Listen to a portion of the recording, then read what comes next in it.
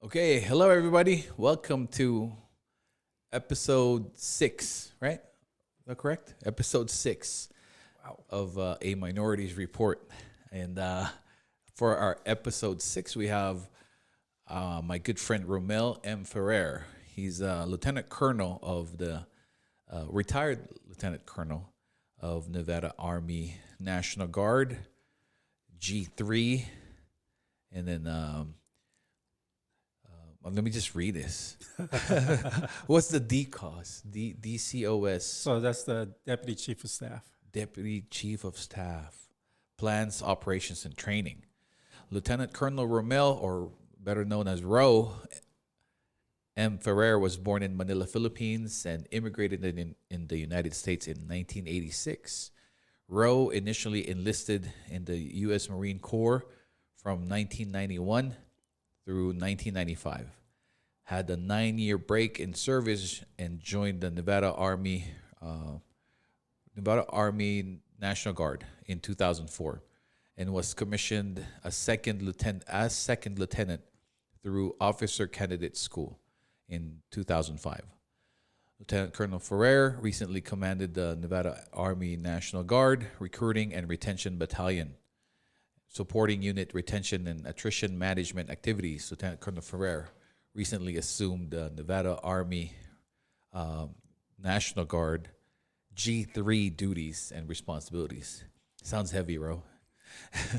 Lieutenant Colonel Ferrer's previous combat deployments, duty assignments, and positions include Platoon Leader with 221st, what's the CAV? Cavalry during Operation Iraqi Freedom Deployment in 2006 through 2007. Company commander with the 422nd Expeditionary Signal Battalion during Operation Enduring Freedom Deployment to Afghanistan in 2011 through 2012. Title 10 Program Manager in the National Guard Bureau, G357 team from 2012 to 2016. G5, Plan, Strategy, and Policy, Contingency Planner in U.S. Army South from 2016 through 2017.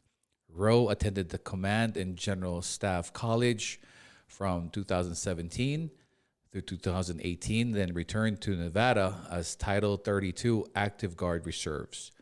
Ro both served as the Nevada Army National Guard Deputy G3 full-time and the 421st Regiment as the S3 Operations Officer. M-Day. What's M-Day? Basically like the 1 weekend, 2 weeks out of the... Oh, okay. Yeah. Okay. From 2018 through 2021. Lieutenant Colonel Ferrer attended the National Defense University Senior Service College from 2021 to 2022. Upon completion, Ro assumed command of the Nevada Army National Guard from 2022 to 2024 and recently appointed as the G3.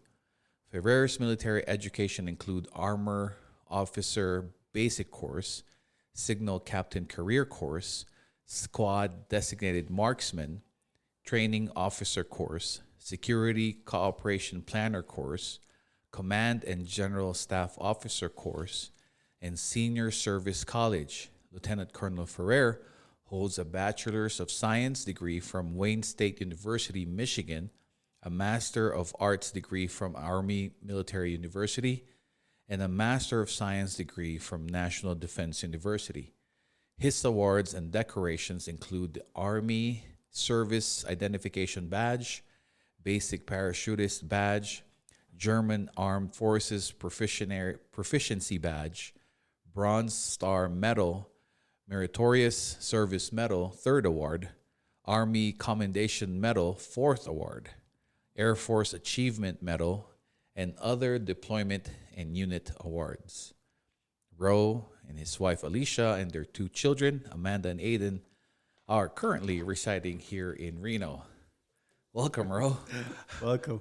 It's crazy just listening to all those, my military career pretty much. Yeah. It's just awkward just listening to it. I'm just like, wow, I've done a lot. You did. You did. It's pretty impressive, right? Yeah, pretty I mean, impressive. So I think maybe because you're just listening to it again, because all throughout the years, it's just an everyday thing for you. It didn't matter. Yeah, exactly. It's just grinding Yeah. right out there and not paying attention, just taking care of your soldiers. Yeah. Shoot. How long did you serve, Ro? I had a total of, I just recently retired. Oh, first of Yeah. all, I'm deeply humbled, to be your guest here. Oh no, This thank you is for awesome. doing This it. is great. And appreciate you inviting me here. So it's great. Yeah. No, I think but- you're a success story in your own too. Yeah, and I'd love to share my story, Yeah. not just with the military, but throughout the years. But I spent about 27 years total in the military. 27 years. I joined when I was 18. Thank you for your service, Ro. Thank you for your 27 years. support. Dang. Yeah, thank you for your support. I appreciate that. You joined, you said, when you were 18. When I was 18, yeah. So, Okay. Well, shoot. Let's do this part. Let's backtrack a little bit here. Sure. So, how old were you when you immigrated here from the Philippines? It was 1986. I was around 12, almost turning 13 at that time. I remember that was the time that was when Marcos, right, 1986, March 1986, when Marcos fled the Philippines. Oh, the People's Power. Yeah, exactly. So you left at the same time, like the around same the week or same- something? Around that same time frame, like end of March. Oh yeah, because that happened in February, I think. Right. Okay. Wow. So it's just recently, yeah. So I remember that time frame. Okay. And, Yeah. like around March 1986. And then, like I said, between 12 and 13, because I turned 13 in April. Yeah. And that's when It's we almost your moved birthday to, tomorrow. Yeah. Yeah. Good Friday. And we immigrated 1986 and stayed in Las Vegas. So you went straight to Vegas. I thought you went straight to Michigan. No, we started off in Las Vegas first. Yep. So you moved there. Your mom petitioned you? Yep. Interesting story. So during this time, my mom, let's backtrack a little bit. Yeah. My mom left for the U.S. when I was around, I want to say I was still in kindergarten, right? Fairly young. So she left me and my younger sister at that time. So it's really kind of like my dad taking care of us, right? However, my dad was an alcoholic, wasn't really there. So really it was more of my aunts and uncles taking care of us. Oh, wow. Correct. Wow. Yeah. That's heavy. It was very heavy. And before we left, back in March 1986, my mom came back to the Philippines. We didn't know that she was already married at that time to my stepdad, who's white. And my mom basically took us, or we left the Philippines without my dad knowing. Oh. She got away with it. She 'Cause did. you can't, right? You can't travel No, you without can't, right. a signature from the other parent. From the I other think. parent, right? Yeah. But he wasn't around, so basically, yeah, like it wasn't kidnapping. I think it was kidnapping at the time, but looking back, I was like, maybe it was kidnapping, But we left Wow. without my dad knowing that we left for the U.S. He didn't know that your mom was petitioning and all that because paperwork needed to happen, right? None at all. Yeah. Oh, wow. He wasn't aware. Your mom was pretty slick. Oh, she was slick. She was good. She knew what she wanted. She was going to get done, huh? She was going Yeah. to get it done. That was crazy. Oh, yeah. Yep. Dude, yeah. So How old were you? About 6? So that was sixth grade. About Oh, sixth 13, grade. 12 or 13. Yeah, when we left. So we fled the Philippines for the U.S. Without my dad knowing. Only a few people knew that we left, and then moved to Las Vegas, and went to school there, junior high school, all the way through my senior year in high school. Okay. Yeah. So What's high school in Vegas? I went to Western High School, actually. Okay. It's a crazy part of town. Is it? Is it? I think so. I don't know if it's gotten better, but yeah, Western High School. Okay. So I only know of Durango. okay, Yeah, Durango. I know Durango. Yeah. That's a different story. Uh, so, were you treated differently when you moved there to Vegas because you were a foreigner? And so it was rough going to school at that time, right? Again, we moved here March 1986, so that was kind of like close to summertime. Mm. So I still went back to seventh grade. I kind of like did a little bit of seventh grade, and then Oh, so went you back to did some seventh middle grade. school. Okay. Yeah, because it was like in the middle, right? Yeah, yeah. So I did that, and of course, as an immigrant, I mean, I got, I made, I got, I was treated different. You know, Yeah. I was teased a lot, right? Because of our accent Yeah. and the way we dressed at the time. And I was like little skinny, you know, Yeah. dark Brown Filipino kid, guy. yeah, Yeah, yeah, exactly. I look like a Somali kid when I first moved to Vegas. So yeah, so I got teased a lot, you know, and yeah, it was rough Yeah. growing up in Las Vegas. So So the school was dominantly white? school was dominantly white. Yes, got into trouble there in school. You know, because I was just trying to fit in and I couldn't fit in. I did join JROTC, Western Air Force Junior ROTC. Really? Yeah, So as and I early as enjoyed. then. Yeah, because you know I enjoyed that. Right, doing like the drill meets and such. Oh. Yeah, competing, and I got to meet some good people there. And then that's when it kind of like triggered me to, I guess, like join the guard or join the The military. military. Yeah. Who introduced you to the ROTC? He just a friend of yours, or you were just looking to fit in? I No, guess, just trying to fit in. Yeah, I was just trying to fit in. So, and that was the only group that, you know, that I thought I would fit in Okay. at the time. But yeah, growing up, it was rough. You know, towards the end, there were some issues between, you know, me and my stepdad. Yeah. So I kind of like ran away as well, Mhm. right? And there were some issues with my stepdad and my sister. Mm. And she got picked up by Child Protective Service and such. Oh shoot. So yeah, and my mom didn't know because she was just she was working 3 jobs, right?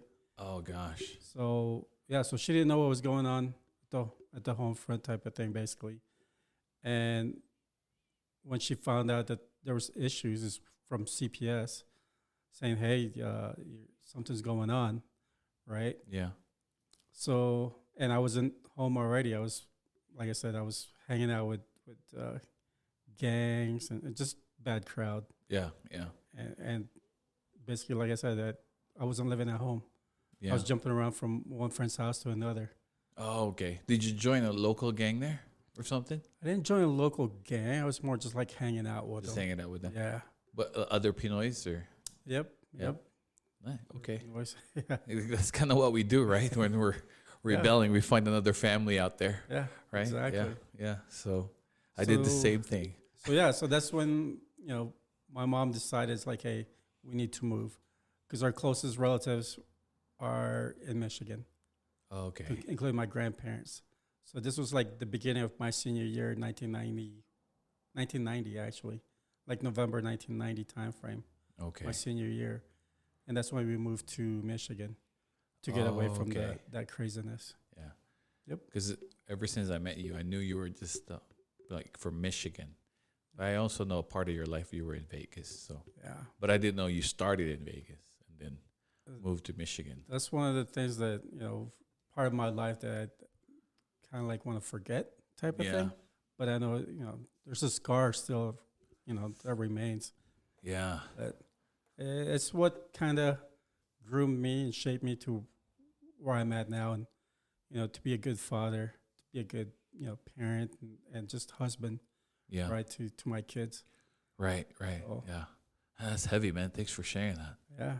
Gosh, those are the things when we're when we're younger, we're helpless. You know what I mean? Like we're like at their mercy. And Exactly. But so I suppose that's what prompted you, like what you said earlier, to join the military right away. Yes, sir. So you're running away. You're pretty much on the streets. All over the place. Yeah, I didn't know, what I wanted to do in my life. Right. It's either I'm gonna get in trouble and go to jail and do something stupid, right? Yeah. Or join the military.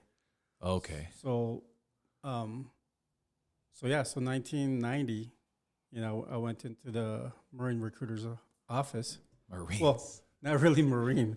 I was actually trying to go to the Army. I wanted to Okay. be an airborne ranger, but the Army's office is like way down the hallway, and the the Marine recruiter's office is like as soon as you walk in, it's right there to the right.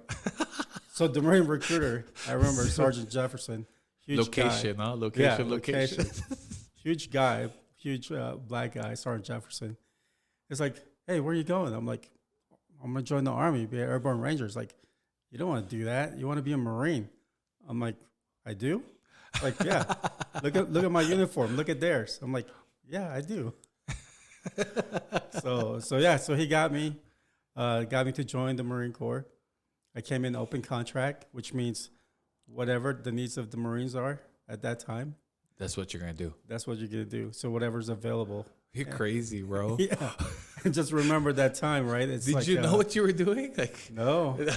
Well, I told him I wanted to do avionics, right? okay. I said, oh, you scored pretty good on your ASVAB, so you can have pretty much anything you have.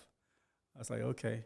And then, of course, during that time, right, it's like that Desert Storm. Desert Storm, what was it? One, right? Desert First Storm one, 1. yeah. Yeah. So like what? That's We were in school. I was in Beginning school in 1990. Baguio, bro, when the countdown happened. yeah, Because the president gave Saddam Hussein Yeah. a time limit. Yeah. And it just so happened, listen to this, Mikey, our lunch break yeah, was the deadline for Hussein to respond. So, and I went to all boys high school, right? Yeah. St. Louis University Boys High School. Dude, everybody started doing the countdown. 10, 9. at lunch. Dude, so at lunch, because we would always line up and then we'll say our prayer and then go back to class, but we'll Yeah. all gather in the center of the building. Dude, so when the countdown happened, bell rang, and then everybody starts yelling, "Guerra, guerra!" I was a freshman. I was like, Yeah. man, this is pretty wild. And then we were all in the library yeah, watching on how they were attacking Iraq, bro. yeah, Like those air attacks, like boom, and we would all make that sound, boom, woo, boom, and they were like USA, the Philippines. That's crazy. So you went there for So Desert January Storm? 1991. I missed Desert Storm. I came in boot camp June 1991. Oh, okay. So okay, yeah, okay. it was pretty much almost over, I guess, if you want to say. Okay, yeah. 'Cause it was yeah. pretty quick, right? But yeah, Desert Storm happened January 1991, and then I joined June 1991. Oh wow. Okay. I didn't even go to my graduation For high school. for high school. Yeah, because just remember, I came in November 1990. We moved to Michigan, so new people.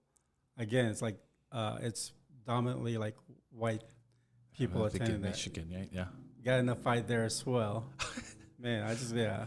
So why would you get into a fight? Like, would they make fun of you? Because you're The way I was dressed, the way the accent and stuff, right? And just the way I look. so yeah. You don't have any accent anymore. You have the American accent now. I know, right? Americanized. But yeah, it was rough growing up in Detroit as well, in Michigan. Oh So, wow. So Detroit is that dominantly white too, or the place where we were at is mostly white, like Grosse Pointe. I don't know if you guys heard of Grosse Pointe the Blank. movie? The movie. Yeah, Grosse Pointe Yeah. Blank. Yeah, I've seen And that. I think there's TV stuff now, TV show, something Really? about Grosse Pointe Garden or something like that really. on NBC. But yeah, Grosse Pointe Blank, that's where Yeah, they filmed that. Yeah. yeah. He was an assassin. And he went for his high school reunion. I remember. Yeah, Yeah. that's your place, huh? That's the Okay, area. Okay. Yeah, that's the area we grew up in. Okay. So, Wow. Mom's still out there, so shout out to Mom. She's still in Michigan. You're still a Wolverine fan. Still a Wolverine, Detroit Lions, go Lions. I know you're a suffering Lions fan. Yeah. But that's Tigers. cool. But so they would make fun of your accent, how you look. How'd you deal with it? Other than, of course, like fighting back. Like, I was thinking like the mindset. What was the mindset? Because I know what was mine. Like I want to go back to the Philippines. This is why I never wanted to come here, type of thing. You know? That's how I felt, right? So it's kind of like I was kind of like blaming my mom. It's like, dude, I was happy where I was at, right? Coming here it's like a shock and awe because it's a different culture. Correct. And I didn't get acclimatized or nothing like that. It just or culturally immersed because it's totally different, right? Yes. And they use slang, and we didn't know what those slang languages were when you first came, right? Did they know you were Filipino? No. They thought I was Mexican at Reno High. Yeah, they thought I was Mexican too. Yeah. Or like Hawaiian or something, right? I was like, wow. Yeah. Yeah. So, I wasn't treated like I should be, I guess. I don't know. You were treated as a foreigner. Just a foreigner, exactly. Right. Exactly. Yeah, you were not one of us. I didn't fit in. So, like I said, the military was the one that really, kept it together for me. Good. The discipline and the teamwork and all that stuff. They definitely instilled a lot of values, that I share now with others. Wow. So when you joined the military, did it change for you? Were you still did you still find yourself being treated differently because you were a foreigner, or did it change? So that's interesting because, I love the military. When I joined the Marine Corps, right, it was diverse. First time I ever heard country music was in Okinawa, Japan, because my roommate was white. And I was like, What's the song? Do you remember? Yeah. Oh man, it was good like Garth Brooks and stuff. Don't Break My Heart. Yeah, it's like Garth Brooks. I remember That's watching. the only one I know. I remember watching Whitney Houston, The Bodyguard. Oh yeah. Okay. Over there in Okinawa. But no, the group that I was with, is pretty diverse. Black, white, Asian, Hispanic. Yeah. And we worked together. I didn't have any issues there. It didn't matter. No, we were all like The color green, of your skin. Okay. right? We were all green, and Nice. it doesn't matter because we all bleed red, Nice. and that's how we were thinking. Because they instilled that in boot camps, like you guys have to work together. There's no individualism in there. You have to work as a group. Nice. So yeah, so no issues there when I joined the Marines. But I Good. did see some things though, like when I was in the ship with the Navy, right? The Navy is a little different. Seems like they are segregated. Like you see the Filipinos hanging out with Filipinos, or blacks with blacks, or whites with whites. So that was a little interesting because I remember one of the Filipino guys that I met in the ship. He's like, "Hey, why are you hanging out with them? Why don't you hang out with us?" I'm like, "Because that's my team, dude. That's my squad." Yeah. Yeah. Right? It's like, huh, okay. So Oh. yeah, so that was interesting. And this is Yeah. like I said, early 1990s when Yeah. I first joined. Yeah. So It's pretty different, huh? it is, and of course we teach each other, right? Different branches of service, right? Correct. The Marines are better than the Navy or the Army, Yeah. You got some like a little brotherly, Yeah. bickering. Love tap. Yeah, exactly, exactly. Yeah. You So- called them your cab ride or something That's right. That's right. right. Yeah. That's what I heard. But that's pretty interesting, isn't it? Like, Yeah.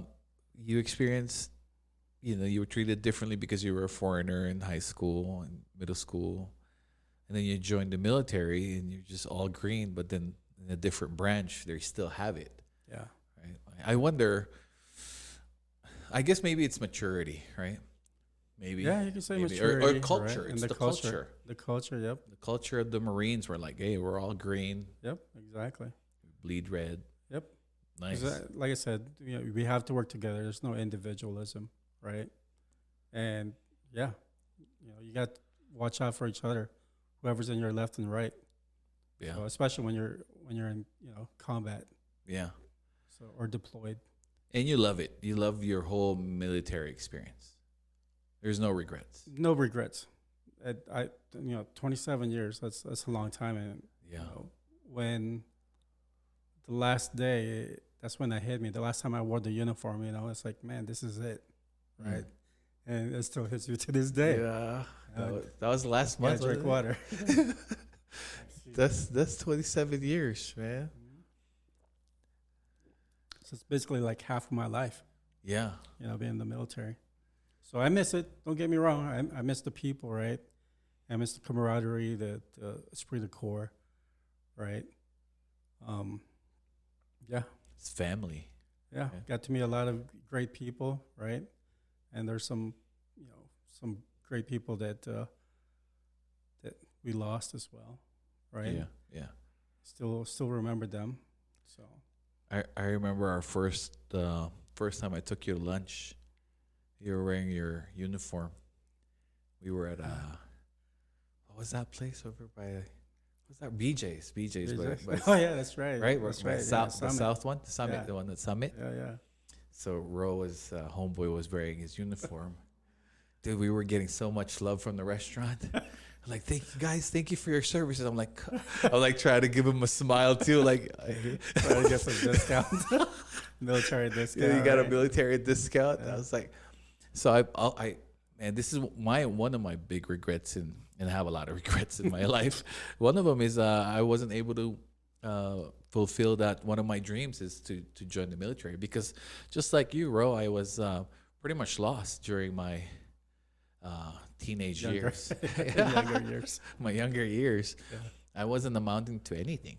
And I was supposed to join on the second Desert Storm. Okay. This dude, this homeboy of mine, we're no longer boys though. We were going to go to Oakland and sign up for the Army. Oh, wow. And I told my pops, like, hey, I'm going. Yeah.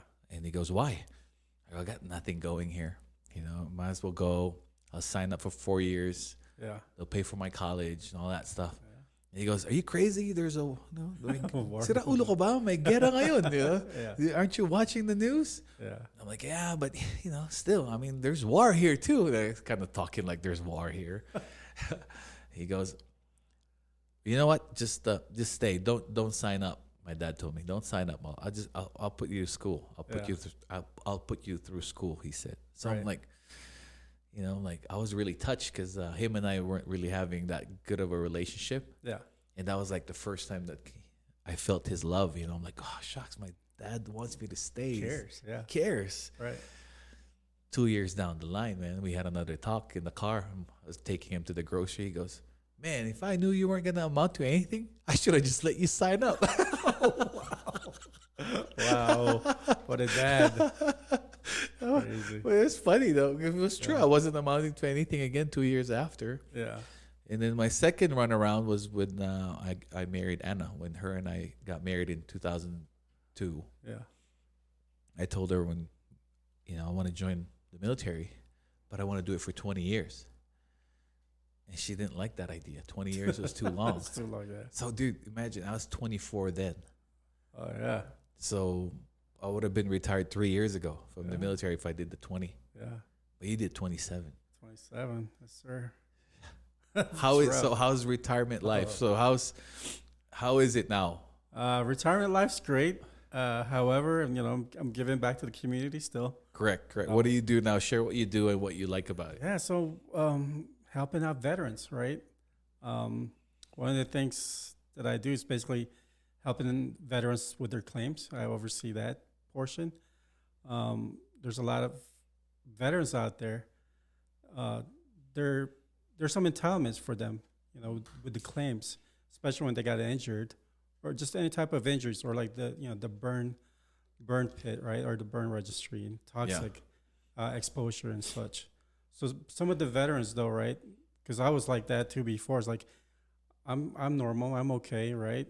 I didn't get injured, Let other injured veterans, they can have those benefits. I'm okay, I can still function, right? So that's the mentality of a lot of the veterans. And it's like, hey, but you're entitled to, some benefits. Oh, Go out there, right? So There- that's one of the things that we're trying to do now is trying to reach those veterans. Just, because especially when they're older, there's some underlying conditions that they may have. you want to make sure that they're taken care of. Yes, Yeah, sir. That's good. Yep. That's good. Also, I oversee the cemeteries, the state cemeteries. Right. There's one down in Boulder City, and then there's one up here in Fernley. Man, if you guys get an opportunity, go out there, especially like Memorial Day or the Wreaths Across America in December, right? It's great to see like the community go out there and place wreaths on those those markers. I've never been. You know, Dude, and maybe we should check that out. Yeah, Mickey. definitely do that. And then during Memorial Day, Flag Day type of thing, placing Yeah. the flags on those markers. So that's how we honor the fallen, right? And then the other ones like the outreach programs. You have there's homeless veterans out there, that we still gotta take care. Yeah, dude. Well, how do you guys do that? Because you would see the sign like veteran Right. needs some help. Right, homeless veteran. Yeah, right? for me, I'm Need thinking help. like I wonder if he really is a vet. But Exactly.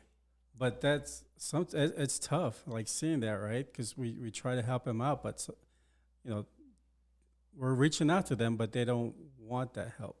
they don't. So it's something with their mental health, right? And perhaps they like that kind of status being out there. So it's just one of those things that's like, hey, we're just trying to reach out, what do you need type of thing, right? Yeah. Just trying to help you out. And perhaps they have benefits too that they're entitled to and they didn't know it. Correct. So especially with, like I said, just with their mental health, their Yeah, well-being. the impact of what you guys went through, or a veteran could have gone through. Like I watched, I saw, me and Anna saw Warfare last Tuesday. Yeah. My son Aiden was talking about that earlier today before I came here. Dude, pretty intense. Oh yeah. It's I don't know if it's good for you to watch it because pretty intense, bro. Oh really? Like it's a one day movie, so to speak. It's like a single mission that they did. Yeah.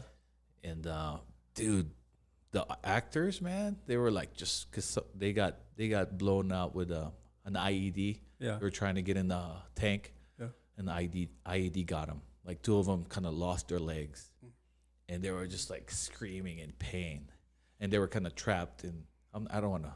I guess I kind of blew the movie out there. Yeah, there you go. Try not to use that as a You're gonna short, have to bleep Mikey. that out, right? You're gonna have to bleep all that But stuff. you're gonna have to watch that. It's pretty intense. So I was watching that, and Spoiler alert. Anna said like, "Oh gosh, this is why like Ro and them could go through like big heavy PTSD because the scene was pretty intense, bro. Like, and it was actually a true story. No kidding. Yeah, of that. You call it battalion? The battalion or the unit. The unit, yeah. So one unit is the story of them, and then they called for help, and another unit helped them. Oh wow. Yeah. It's pretty cool. I'll have to check out the trailer on this. Yeah, check it out. And I heard they were trained. Yeah. The actors were trained by the military Military? guys. Yeah. Wow. Okay. Yeah, it was good movie. Check out the trailer. Yeah, good movie, man. Give it a 2 thumbs up. But Did you? I just blew it, didn't I? Spoiler alert. Spoiler alert. Yeah. But yeah, so I'm glad to hear that the military was a different experience for you, basing it on how you were treated being a foreigner and everything, a minority. You know?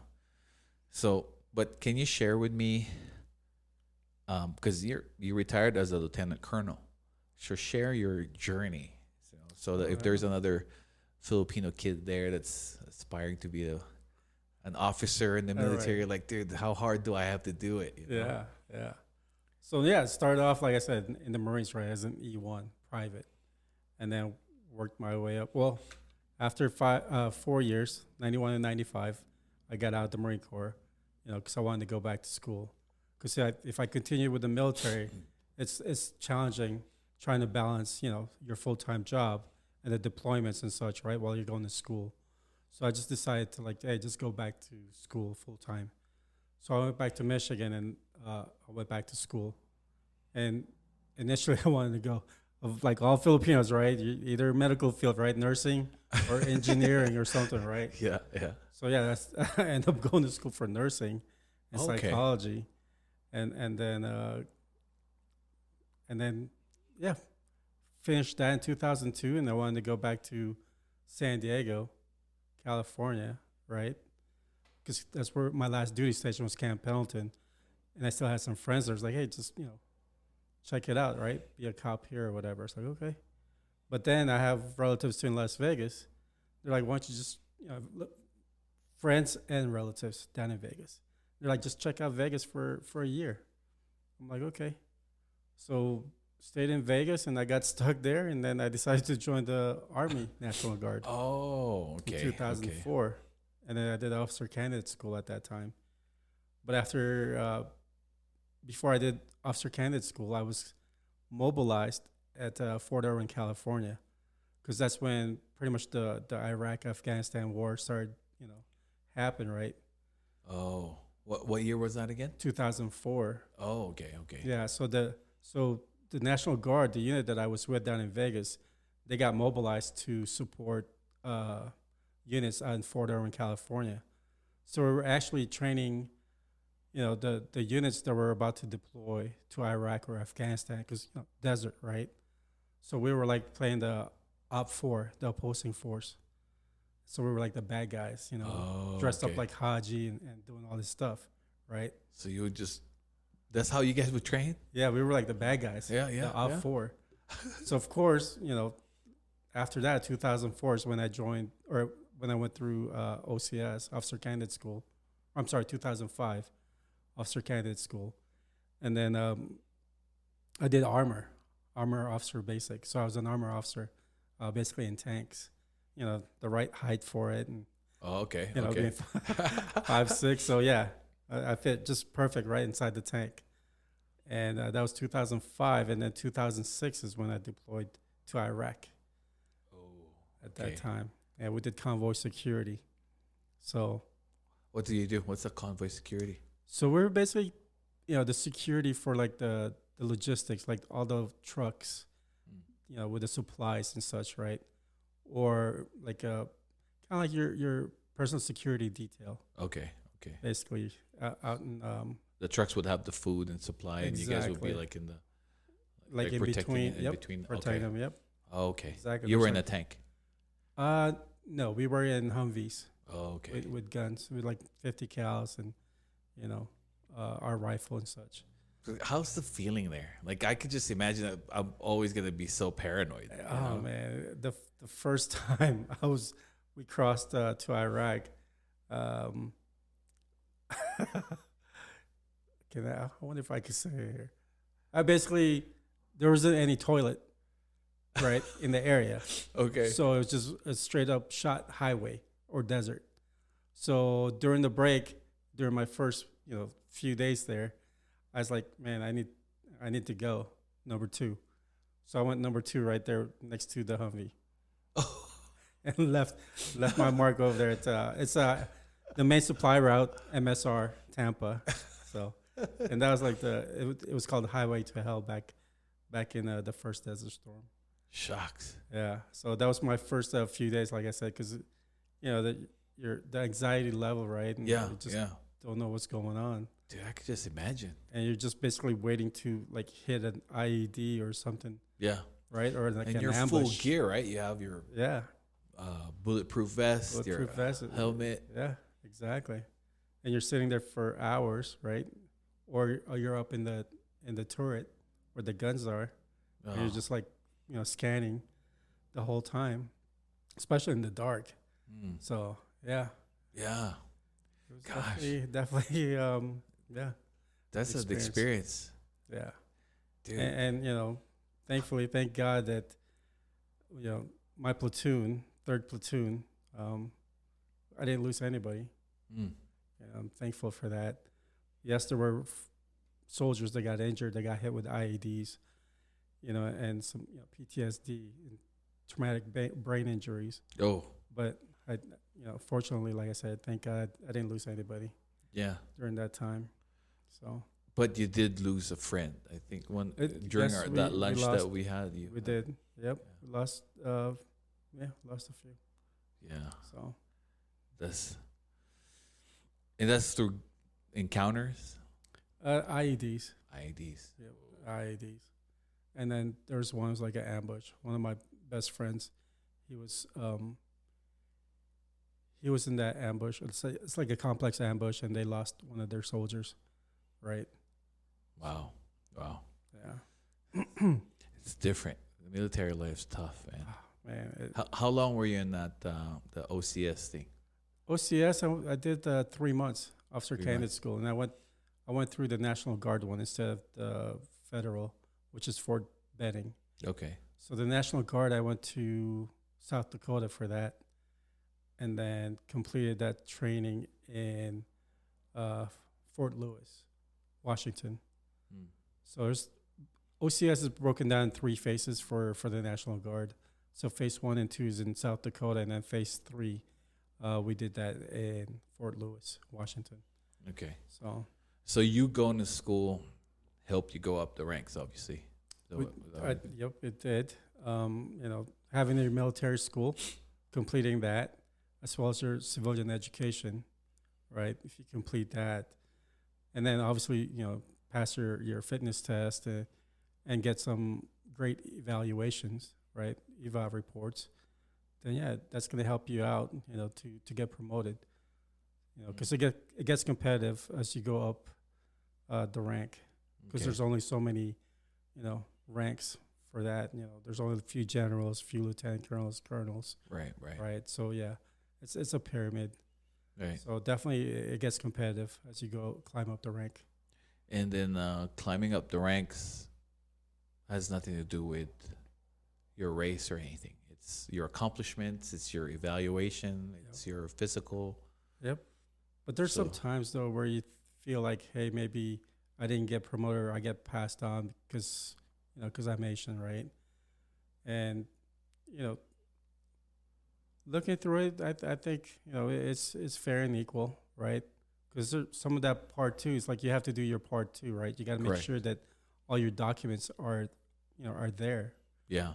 right? Because if you're missing an eval, or if there's an eval that doesn't sound right, or your fitness test is low, I mean that's on you. That's on me. Correct. So yeah. So I mean, for the Don't- most part, I think it's fair and equal to how the people got promoted.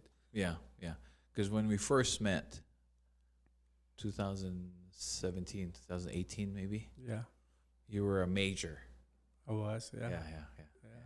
And then when you retired, you were a lieutenant colonel. Lieutenant Colonel. Yeah. Yep. So you did a lot. You did And some major moves there. oh yeah. and I retired 31 March as like you said, like a lieutenant colonel, and I'll no regrets. Yeah, no regrets. Anything you can share during your military experience that you think you'll forever enjoy as a memory? Enjoy as a memory. Keep it wholesome, okay? Bittersweet when I retired. That was man. There's lots of great memories, in the military, right? Coming home from deployments, seeing your soldiers get promoted. There's just so many. Yeah. you know. Okay, how about this one? Obviously, you were pretty much in your career. How did you have time to meet Alicia, the love of your life? Right, Share so that. I guess I could share this story as well. So when back in 2006, when I was deployed in Iraq, and I think a lot of you folks, share my story again. Like I said, 2006, I was actually married, right? And nobody knew that I was married. No, yeah. Only a few of my soldiers. That's about it. Okay. So was married in 2006 and then deployed to Iraq in July. And I want to say I got married like in May or June. So a few months. And then next thing you know, I was deployed. So I was deployed, married. and we were doing that convoy security, right? And around February, March timeframe of 2007, I found out that my wife then had an affair Oh, while I was deployed in Iraq. Yeah. Oh, So yeah. one of the things that you say when you're in the military is like, Jody got me, you know? share that. Share what you mean. So Jody is basically like the person that's just lurking there and just trying to, you know, steal your Still your your wife. girlfriend or your you know boyfriend or whoever, right? Yeah, yeah. Jody. So yeah, so Jody got me when I was there. That was rough going Yeah. through, you know, finding out that your wife had an affair. And this one again, just sharing this, you know, to you guys. I was going out in missions without my personal protective equipment, without my Cavalry, without my protective gear. Because you were just mad. I was just ready. I was like, just take me. I'm done. Right? Shoot. Yeah. So, you know, some of my soldiers noticed that. It's like something's happening. You know, something's going on with the lieutenant. Because I'm like, nope, I'm going out on mission with you guys. I don't care. Just, you know, just back to back to back. And you're supposed to get some rest when you're done with the mission. But I was like, nope, I'm going. Yeah. You know, just to get my mind off of that stuff, right? At So- the same time, you're ready to take a bullet. Yeah. 'Cause I was you like, didn't I have want a your gun. I want to do, you know, I was like, just take me. It's like, I'm waiting on the IED. Just hit me. Just, Oh, you know, just something, right? Just Gosh. take me. yeah. So I was going through that, you know, that experience. And then my platoon sergeant at that time, is like, sir, something's going on. You got to let me know. You got to tell me. So that's when I broke down to him and I told him, it's like, yeah, my wife's having an affair, right? And it's like, oh, man, sorry. Mhm. So it's like, well, either you tell the commander what's going on or you go talk to the chaplain and find help. Because right now you're not in the right mindset. Mm. I was like, Good thing they noticed it, huh? the platoon The sergeant platoon did. sergeant, yeah. And I told him, I was like, don't tell the company commander. You know, I'll talk to the chaplain. So I talked to the chaplain and I told him what's going on and just kind of like calm me down, right? Because this is, again, like February, March timeframe. Yeah. We're about to go home in like June, July. Oh, So, you know, a year deployment, right? And so, yeah, I just like, you know what? You're right. My family right now is my platoon, right? I got to take care of these guys. There's 36 of them, right? So it's me and my platoon sergeant. And we're just like, yeah, we got to take care of our family. yeah. I was like, you know, you're right. This is my family right now. Yeah. So, yeah, took care of them. And then when we were deployed back to the U.S., you know how there's always like a ceremony, an event, a welcome home ceremony, right? Yeah, I've seen some clips. Right. And I told my mom and my sister, because they were there, I was like, hey, you know, I'm not in the right mindset to talk to you guys what happened to me. You know, give me a few months, right? Mm. And they did. And that's when I left. I went to Thailand. I went to the Philippines. Just took some time off and just, you know, try to gather my thoughts and just, you know, my mindset, clear my mind, Yeah. because it's just heavy on me. Yeah.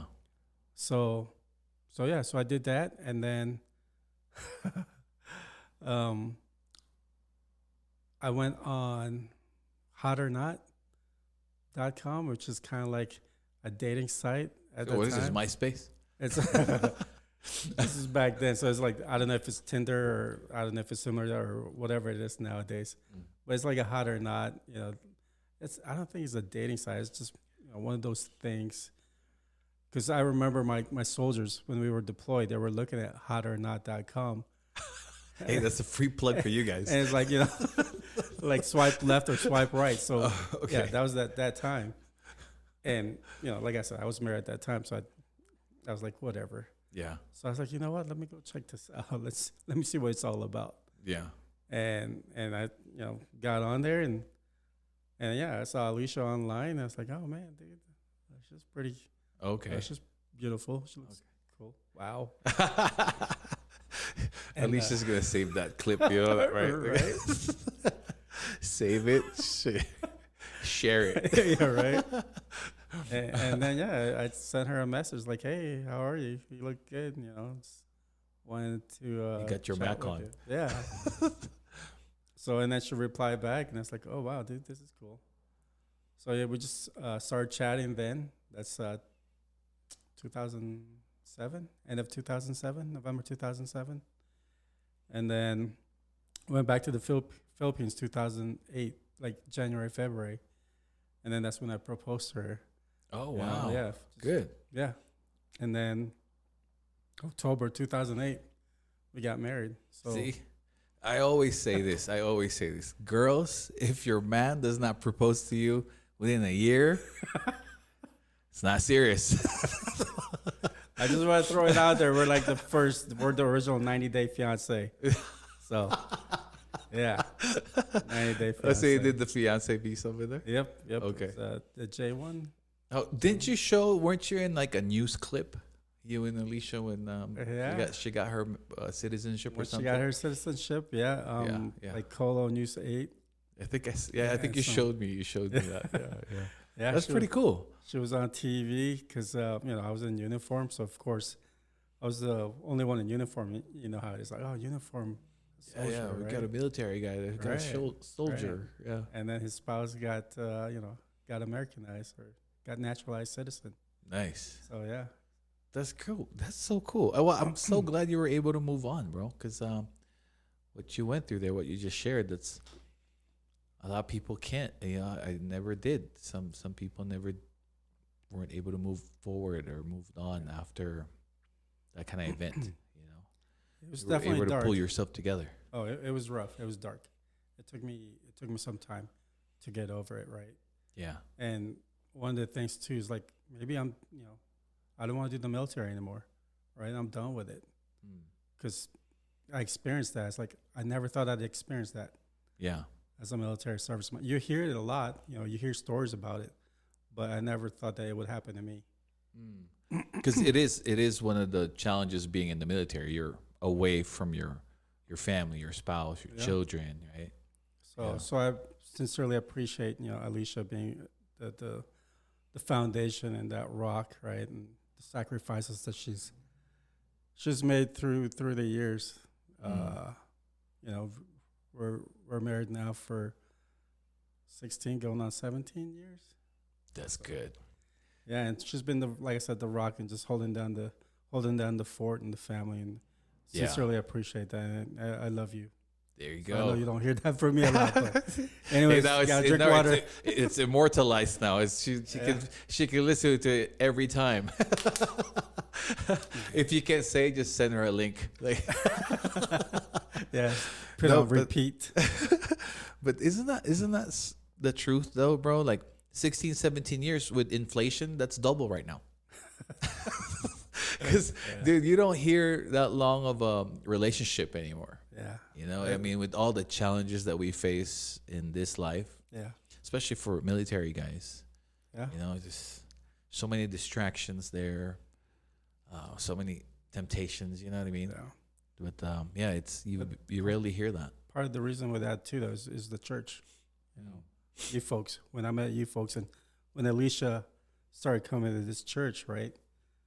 That's you guys. Without you guys too. Praise God. Bro. Yeah. So Yeah. That's why I love this church, and we love going to this church. right? Praise 'Cause God. It's a family. Yes, it is. So That's what we try to do. yeah, You know what I mean? It's like we carry each other's burden. right? exactly. We celebrate each other's success and victories. Yeah. So yeah, man, I'm glad you were. Yeah, I'm glad you shared that. Yeah. I know it's heavy for you, but you never know who's listening in, who needs it. Right. Like somebody who's trying to recover from the same thing. I mean, Right.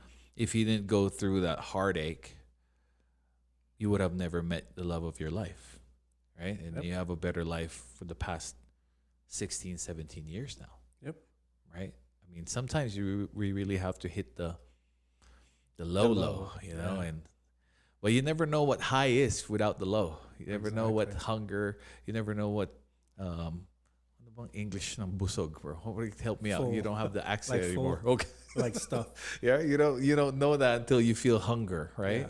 Yeah. So yeah, it's That's good, bro. I mean, I have some questions here.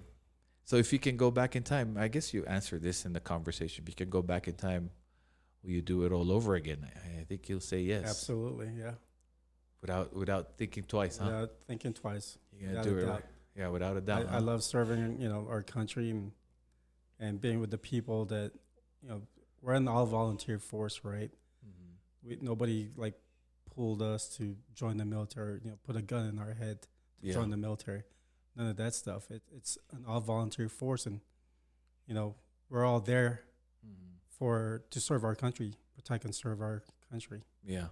So I know you had some challenges during recruitment during your time. yeah.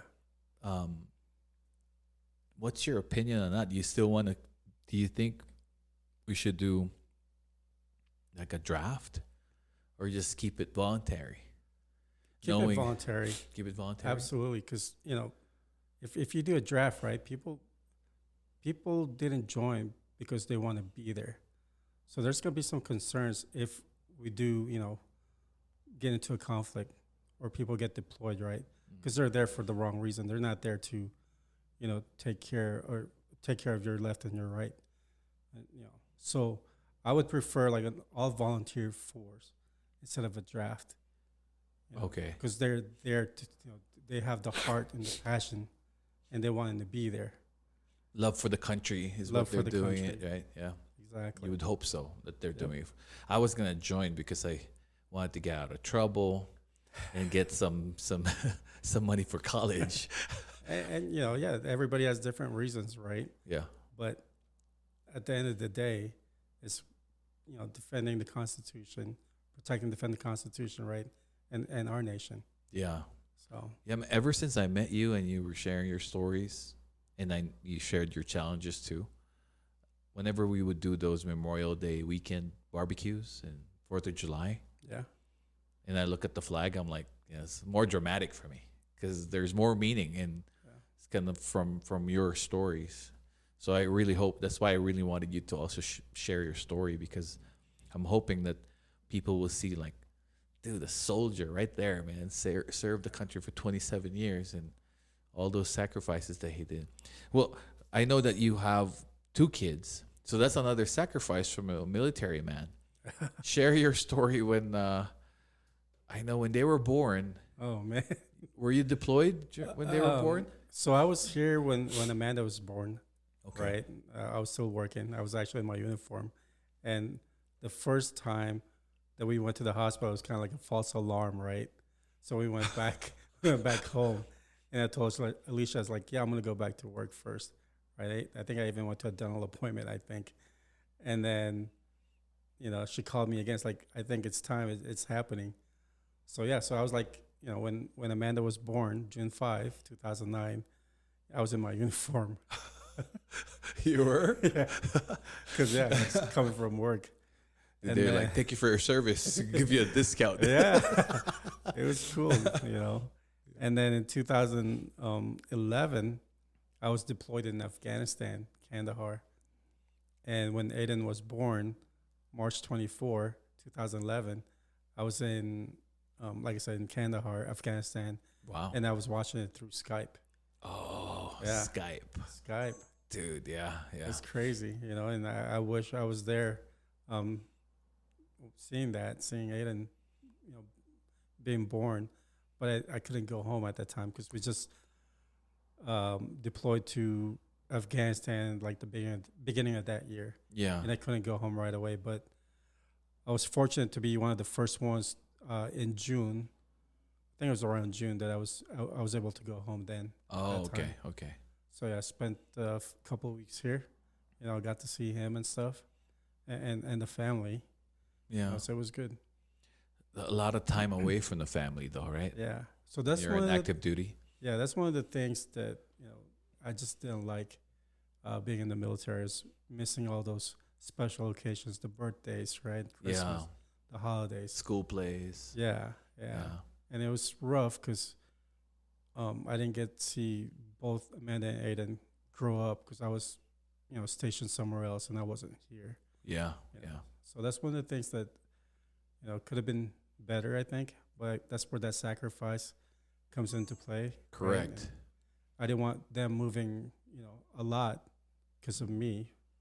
So Oh, okay. Okay. So you guys decided that she stays, Yeah, the we- family stays in Reno. yeah, we decided. You're the to one do who's going to that. be moving around. Yeah, yeah, Yeah, because you have the choice where your family could be with you in the Right. base, right? Wherever Right. you're stationed. exactly. Okay, yeah. But yeah, but we decided to like, hey, yeah, she just, the family just stays here while I'm,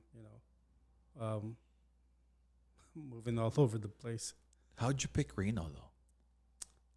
How'd you end up in Reno? Because I know how you ended up in Michigan. Yeah. So after the deployment, the first one to Iraq, when we returned 2007, right? I was just the 1 weekend, 2 weeks out of the year soldier.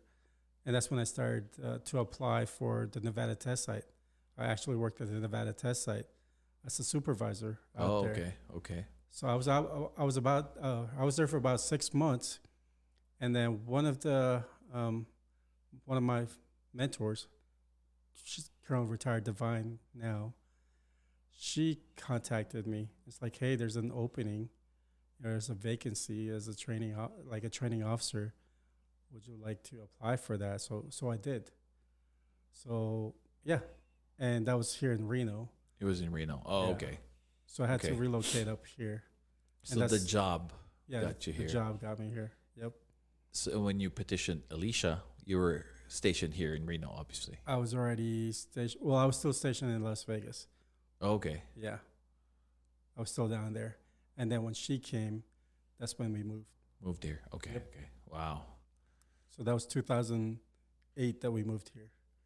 Okay. And then 2009 is when we bought our home. That's when the economy bursted for me. That's when I was having a heart attack every day. It seemed like Yeah. the it was market that time. tanked. It Yep. was 08, huh? Yep. And then you bought a house in 09. Bought the house Good in time. Good time to 2009. buy. Yeah. Yep. Yeah.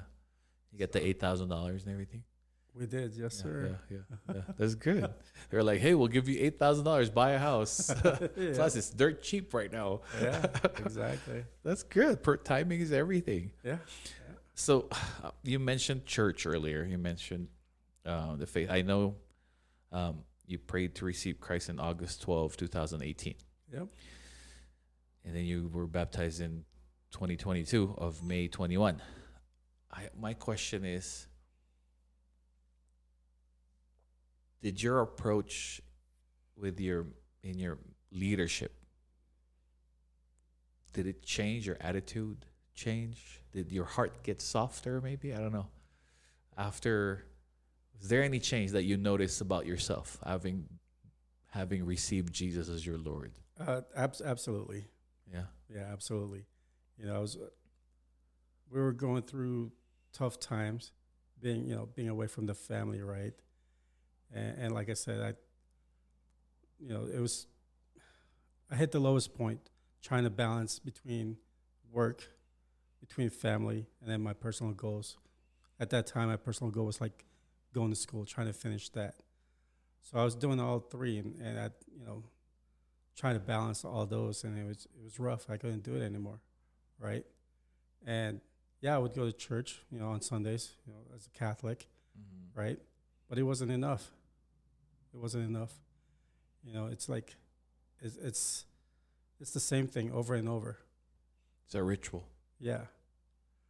So, like I said, around 2016 or 2017, when Alicia joined the church, right?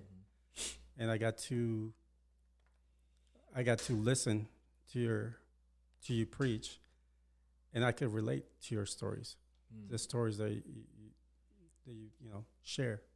Yeah. I was like, oh man, I like this, right? I like this church, and people greet you. People know who you are. They know if you were missing out. Yeah, they actually recognize. They know who you. They greet you and such. Yeah. I was like, man, that's awesome. I was like, I like that. Yeah. And that's why I decided to accept Christ, like you said, August 2018, and be part of the church. Yeah. At that time, and ever since then, I guess I want to say I kind of got soft, Yeah. right? But at the same time, just firm, soft Firm. but firm. Correct. Correct. You know, I still have to do my duties as a military officer, I agree. but at the same time, I have to be emotionally intelligent. Mm.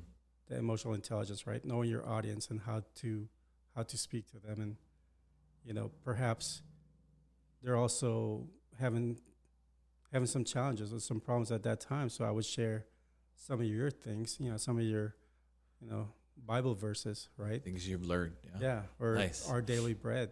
Yeah. right? Yeah. I would share that with them. Or if they lost someone, you know, it's like, hey, I think I've asked you a few times, like, hey, hey, Pastor Yeah, Joe, yeah. right? Yeah. It's like you got some, you know, you got some Bible verses I could use. Correct. Correct. Yeah. And it's not just for me, but I'm also sharing that to others. Yeah. And Yeah. I appreciate that. Yeah. So, yeah. That's good. Well, I really think as a Christian, it doesn't give us any excuse to not function well at our workplace, you know. Our duties, like you're high ranking officer, all the more your ability to work should be, your attention to your work should be at the optimum level, because you're accountable to God, number one, you know it, right? Yes. Like, this was from God. I'm an officer. I made it all this far because of him. I'm not going to shame his name, right? I think all the more it just elevates your sense of responsibility. That's Yep. the word I was missing. So yeah, that's And- good. And like, you know, one of my retired generals, right?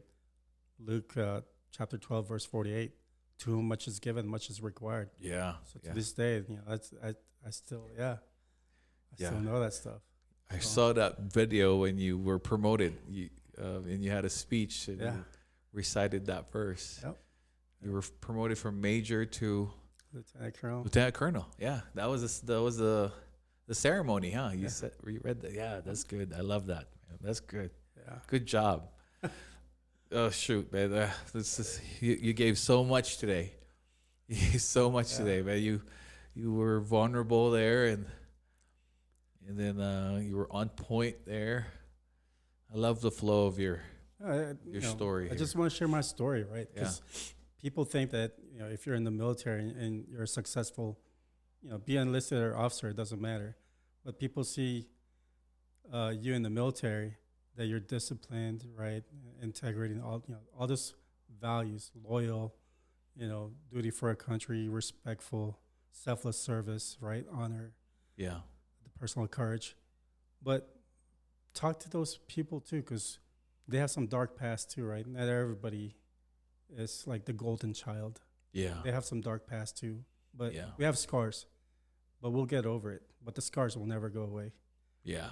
I Right. agree. I agree. So, But that's when people get to relate to you, though. When Yeah. you share your vulnerabilities, right? Your weaknesses. yeah. People will say like, "Oh, Lieutenant Colonel can relate to me because he had these hurts too, so Yeah. I can speak with him, right, about this. He can understand." Yeah. I think that's true. I mean, What if I- we fall, you gotta just get back up, right? You know, like you said earlier, there's always ups and downs. It's like a roller coaster ride, but God has a plan for us. Yeah, You know? yeah, So, yeah. His plans for you was, I mean, dude, if you look back at your life, right, what brought you to the military was somehow you were trying to escape your former life, Yep. right? You lacked direction, and there was a lot of animosity there somehow with the people and the surroundings. yeah, And then the military kind of gave you a direction, like what you gave me a said, purpose. gave you a purpose. But then throughout that journey, you were, like your journey is in the military is basically life, right? You were doing something good. You got married, just fell in love, and then all of a sudden your heart was broken. But then you recovered, and then now, again, you retired Yeah. and are married happily ever after, type of thing, right? Yeah, right. Of course, nothing's perfect, Yeah. but as you went through those moments in life, I could see the verse Romans 8:28 there for you, man. Like, and we know that in all things God works for the good of those who love Him, those who are called according to His purpose. Yeah. Like all of those challenges that you went through, but only to lead you, like the story of Joseph the dreamer. You know that one? Yeah. Oh man, it kind of reminds you of that. It's amazing. Yeah. Amazing, Ro. So now you're the deputy director of. Deputy director, yes. What was the department called again? So the deputy director is like the veteran services, Veteran right, for the Services. state. Yeah. So do you work with Sam Brown? I see him a lot in a lot of events. Okay, good. Yeah. That's cool. He's a brother too. Brother in and Christ too. I saw his book, and I remember seeing one of his Bible verses, Joshua 1:9, I think it was. Oh yeah. Right? Yeah. So Be strong and courageous. yeah. Yeah. So I was like, man. So he's got a great story too, and I haven't like read his book, but I've seen it. So Me too. He gave me a book and it's signed. You So need I to say read it. I need to read it. I read need to read. That's why I haven't texted him yet. Okay, have to get into this. He's a busy man. Yeah, shoot, man, this is good, bro. Again, I don't know if we ever were able to answer it. Do you have any advice to any Filipino kid out there that's looking for direction, or any kid for that matter? Yeah. So, one of the things, and you can use it not just for the military, but through life as well, right? Yeah. And it's an acronym that I came up with. It's TLC, not the Learning Channel, where I was you watch thinking about the group. Kardashians. Or that one too, right? Forgot about them. Not that TLC, but it's more of teamwork, leadership, and commitment, right? Teamwork, Captain America can't do it all alone, right? He needs like Iron Man and the Avengers, the rest of the Avengers. Captain Marvel, right? And to save the world, because everybody has different superpowers. Mm-hmm. So, teamwork makes the dream work, right? And you can, not just in the military, but also in your personal lives, like in family. Right. You got to work as a team. Correct. Leadership. For me, being a servant leader, that's what I do now. Being the servant leadership. Like Jesus, man. Yeah. Yeah. It's like, so if serving is beneath you, leadership is beyond you. Oh, that's good. Yeah. Is that your own? That's so good. Yeah, you have to be a great servant leader. You got to take care of your people. They'll take care of you. That's true. So, and that's what I did throughout the military. Is just, helping people get promoted and just whatever they need. The resources that they need, helping them out. And then the last one's commitment. There's gonna be days where you're gonna be sleeping on the ground, or you're not gonna be able to take showers for days. Oh. Staying committed. Right. Just embrace the suck. Or use the bathroom. Or you even use the bathroom. Yeah. You gotta embrace the suck, right? Yeah. And just staying committed. So, and it's just, again, you can relate that to your personal life with your family. Mm-hmm. When the going gets rough, right? The tough gets going. Don't give up. Yeah, don't give up, dude. So yeah, TLC, teamwork, leadership, commitment. That's the piece of advice that I'd love to share to everybody. Not just people that's going to join the military, but in life, you can relate that. Yeah. Right? Would you advise for anybody to join the military? Like, it's a good idea, even for a short period of time? Definitely. Because of the values and the lessons that they learn? Exactly. I would definitely would love to see, don't make it mandatory, right? Like you said with the draft, but definitely, people need to experience joining the military or being in the military. Yeah. Because you'll learn all those values. And like just the discipline, earlier. Right? Yeah. And just the selfless service, just giving back, giving back to your country, your community, right? And that's what the military shaped me to what I am now as a servant leader. Nice. Still giving back. I still have a purpose. Nice. Right. So, yeah, definitely, recommend people to join. I know it's not for everybody, right? But we're only like 10% of the population as veterans. Really? Yeah, there's not that many. Yeah. So That's pretty wild, huh? But yet we're the strongest military in the world. yeah, I love that, man. we're awesome. Because you know what? Because it's the heart. It's not so much a technology. It's the people. It's the people, huh? It's their heart, their Yeah. passion. Yeah. You know, that's what makes it strong. Yeah. Is the people. Because there was a news segment. This was way back, but I told you too. Like every time I see anything military, I reach out to this guy. Like, hey man, did you see this, Ro? Is it going down? Fake news. Is it going down? Yeah. Like China has the most military, like People. our people, and then they're backed by Russia, and then North Korea, and another country I forgot. Iran. Iran. Yeah. Call them the crank. Oh, China, there you go. Russia, Yeah, Iran, yeah. North Korea, crank. Craig. And then us, right? And And our number, like number wise, we're the lowest, yeah, but yet we're the strongest because technology, this is and the people. the people. Huh? Yeah. So, bro, when I know I'm just extending our time here, but when I see movies like a SEAL 6, right? Team 6, there's only a few of them, and they would like go into this, like the encounter with many other people. They could really take down that many? Like, Oh yeah. That's what they're trying to do. yeah, That's a small team. it's amazing, bro. Yeah. Oh yeah. Golly. They got the heart. You know, they're built for that. They were trained for all that Yeah. stuff. But yeah, no, it's true. I don't know who wants to mess with You don't US want to of mess A, with man. it. I don't know. Yeah, exactly. Good luck. Yeah. May the force be with you. Yeah, no, good luck. Man. Like I said, it's the people. It's their heart. Yeah. You know, to protect and serve, and that's what they instilled in us from Yeah. boot camp all the way through. You know, through our career. Recruitment really went high, apparently. Yeah. Did you see that? Yeah, Yeah. we're doing great right now. That's great. Yeah. Well, Ro, thank you for your time, man. No, like Thank I you for said, doing thank you for this. this opportunity. Like, just share my story, right? Because, Yeah. like I said, I'm sure you didn't. Some of the stuff are like new to you. It's like, Yeah. man, I didn't know You that. surprised me Right? today. Yeah. Yeah. So there's, like I said, there's dark past. You know, there's scars, Yeah. but you know, I got over that hump. Mm. I have to get over it.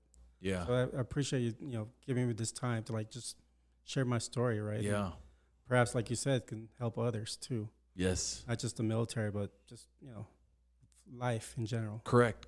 You never So, know. Yeah. That's why when we put out help out there, we don't know Yeah. if it's even going to reach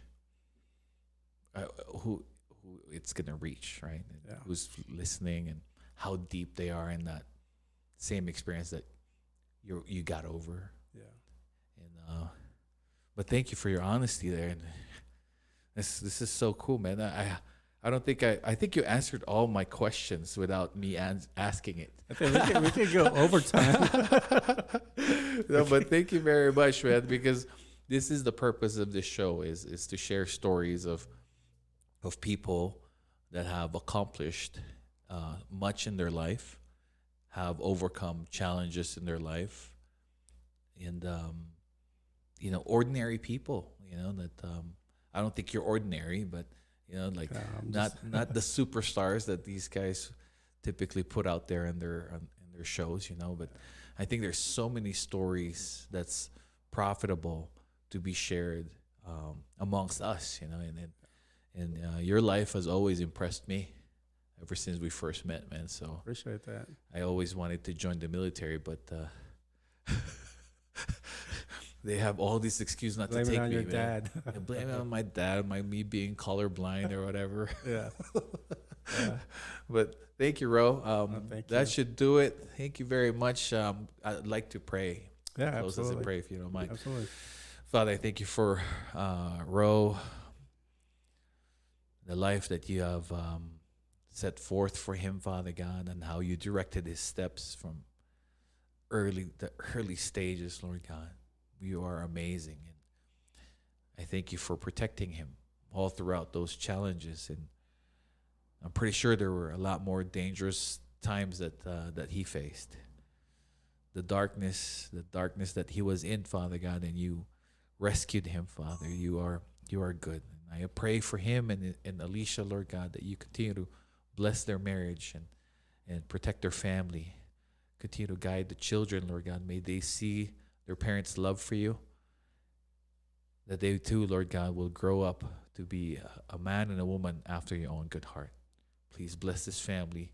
Please bless Ro with the new task that he has. Give him the strength and the patience and the wisdom to continue to serve people, Lord God, as he continues to represent you with his life. In Jesus' mighty name we pray. Amen. Amen. Thanks, Ro. Thanks for that. God bless Appreciate you. that. Thank you. Hey, thank you, everybody. That is it for episode 6. God bless you. Peace be with you. Happy Easter, everybody. Happy Easter, yeah. What was my sign off? I'm still working on my sign off.